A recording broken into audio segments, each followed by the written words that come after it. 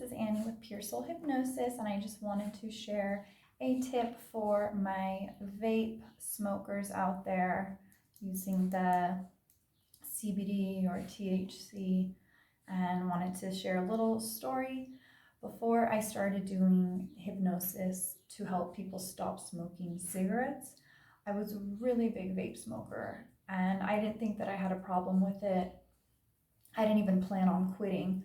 But as I began to do the process for smoking cessation and leading my clients to their bodies to feel the negative, burning, unpleasant sensations that smoking actually feels like in your body, it started to happen for me. And so the vape just became less desirable because I would feel it in my chest, like, oh, and I would feel it when I was walking afterwards, like, oh my gosh, what did I just do?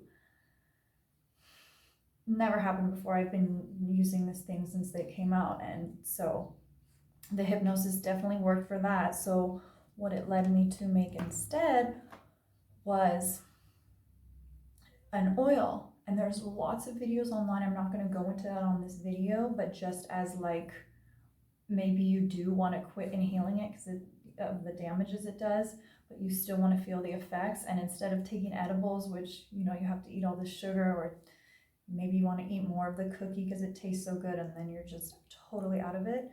So when you make your own tincture by baking the leaf to activate it, and then you just make it like a tea in the oil, you get to just take one drop and then be done with it.